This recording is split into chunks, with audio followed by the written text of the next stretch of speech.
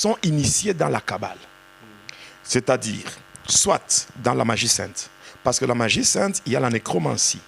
La nécromancie qui se fait à partir du tombeau d'autel. C'est-à-dire quand le prêtre entre avec les acolytes, quand il passe là devant, il s'incline pour donner un baiser sur l'autel. Directement, il est en contact avec le monde du cimetière. Parce que déjà sur le tombeau d'autel, il y a les reliques qui appartiennent au mort qui est le saint patron de la paroisse. Oui. Alors, en dehors de ça, il y a les anges qui sont répartis en 9 groupes. Et dans chaque groupe, il y en a 8. Quand vous faites 9 fois 8, ça vous donne 72.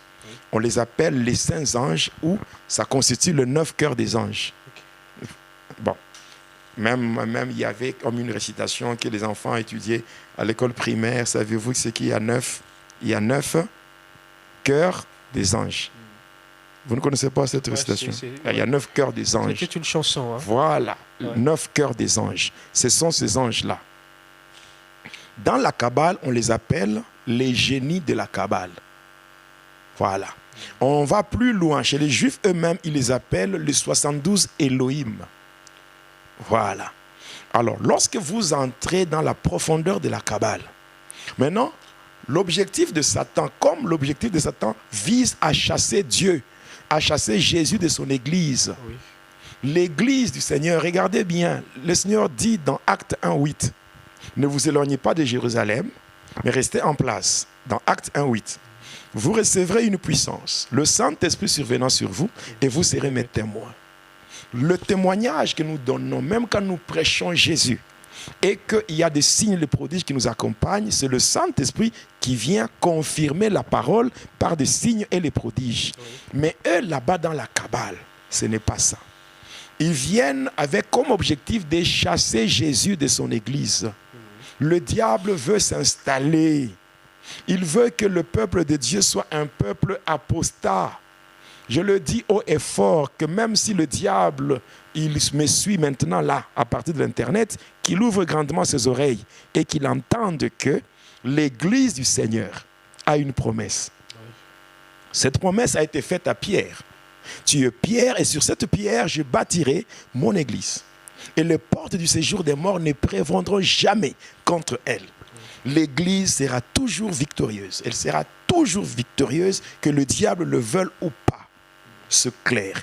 Alors pour chasser Jésus de son Église, le diable vient avec la Kabbale, avec le mode opératoire des anges, afin d'infiltrer les assemblées par 4 éléments. Quels sont ces 4 éléments? 1. La prophétie. 2. La délivrance. 3. La guérison. Vous voyez? Je répète. Prophétie, guérison, délivrance, miracle. Quand vous regardez bien, sur ces 4 éléments, il manque l'élément clé, le salut. Ouais? Oui. Jésus est venu premièrement pour le salut des âmes. Oui. Cela veut dire quoi? Quand on parle du salut, on ne voit pas d'abord les conséquences du salut. On voit d'abord une personne qui est sauvée parce que la personne rentre dans la communion avec son Créateur. Voilà pourquoi Paul dit, je vous en supplie par les compassions de Christ, soyez réconciliés avec Dieu. Voilà, Christ est venu pour nous réconcilier avec Dieu, pour que nous soyons sauvés. Je peux être sauvé aujourd'hui et le même jour je meurs, je vais au ciel. C'est-à-dire que si je suis sauvé, le premier objectif du salut, ce n'est pas d'abord le conformisme mondain ou la vie confortable dans le matériel. Quand je suis sauvé, je peux être sauvé et mourir sans me marier. Je peux mourir sans véhicule. Je peux mourir sans construire des bâtisses. Je peux mourir sans avoir ceci ou cela. N'est-ce pas? Oui. Mais quand vous regardez les 4 éléments que je viens de citer,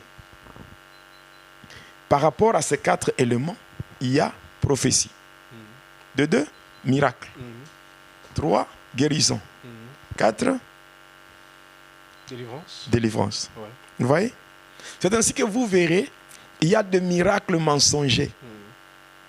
Et qu'est-ce que nous dit Paul dans 2 Thessaloniciens? Il dit, l'apparition de l'impie se fera par la puissance de Satan, avec des miracles, des prodiges et des miracles mensongers. Ouais. Voilà, ce sont des signes précurseurs, des signes qui annoncent la venue de l'Antéchrist. Vous savez quoi? Le vrai judaïsme a préparé la venue de Jésus. Parce que la loi et les prophètes ont prophétisé jusqu'à Jean. Jean vient, il annonce. N'est-ce pas? Il annonce, il parle de Jésus. Moi, je viens vous baptiser d'eau. Mais celui qui vient après moi, il est plus grand que moi. Je ne suis même pas digne, n'est-ce pas? Lui vous baptisera du feu du Saint-Esprit, n'est-ce pas? Et quand Jésus vient au Jourdain, Jean, le voyant, il va dire, voici l'agneau. Pour dire tout ce que je faisais moi, je vous présente, n'est-ce pas? Jean-Baptiste a présenté Jésus.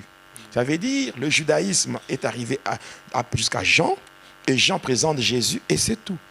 Maintenant, le judaïsme talmudique ou le judaïsme apostasié talmudique prépare l'entrée ou l'arrivée, la venue de l'Antéchrist, le capitaine Samaneli. Alors, là, ça me renvoie. Pourquoi de nos jours, et surtout parce qu'on parle de la Kabbale, vous aviez signifié avant, vous avez parlé de l'homosexualité. Oui. Alors, pourquoi est-ce que les églises actuellement veulent vraiment à tout prix mais c'est clair, non? L'homosexualité? Oui, c'est clair. Ça fait partie du plan d'action. On sent que c'est une lutte dans le monde. Le plan d'action de Satan a 7 points. Sur les 7 points, il y a un point qui parle de l'homosexualité. Introduire l'homosexualité dans le monde sur le plan vertical et horizontal. C'est-à-dire au niveau de l'État et au niveau de l'Église. Déjà, il y a certains pays où le mariage était déjà célébré au niveau de l'état civil, n'est-ce pas? Oui. Mais il manquait seulement l'Église. Maintenant, vous voyez ce qui se passe dernièrement ici, ces derniers temps. C'est l'Église qui commence maintenant aussi à accepter ça. Oui. Et ça fait partie du plan d'action. Parce que nous, quand nous étions dans la maison blanche de Lucifer, il avait dit ça. Vous devez combattre et nier la manifestation du Saint-Esprit. Vous devez introduire la mode et la rivalité dans l'Église.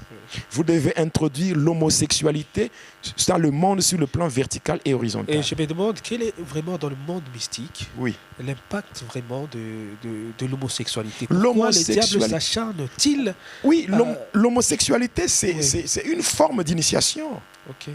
Oui, quand il y a homosexualité, il y a 2 PD, homme-homme. Il y a des lesbiennes, femmes et femmes. Au travers de leur pratique là, leur union intime. Au travers de là, il y a transmission des démons. Oui, il y a des démons qui passent par là et qui commencent déjà à travailler. Aujourd'hui, c'est comme maintenant. Là, quand on crée ces assemblées avec les 4 éléments que j'ai cités. Parce que moi, quand je le dis, je dis maintenant là, je mets ma main à couper. Je dis bien, je mets ma main à couper. Ce que je dis, je prends Dieu à témoin. Je n'ai aucun intérêt que je poursuis. Je ne poursuis rien à part la gloire de mon Dieu. Et moi, quand je sers Dieu, je ne cours pas derrière le matériel ou derrière l'argent. Moi, je le dis haut et fort. D'ailleurs, avec ce que je suis en train de faire, c'est ma vie que je mets en danger. Ça fait depuis le vendredi. Est-ce que vous savez que je suis attaqué? Cette fois-ci, c'est physiquement. On me fait une filature comme pas possible. Et même hier, ils ont envoyé un minibus avec des bandits pour attaquer ma maison. Et Dieu a permis que ces gens-là soient vus avant. Et j'ai même appelé le capitaine de la police pour voir comment mettre la main sur ces inciviques. Envoyé par des inconnus pour tuer cette fois-ci le pasteur Jonas physiquement. Et je vous parle d'une histoire qui s'est passée hier soir et le vendredi aussi.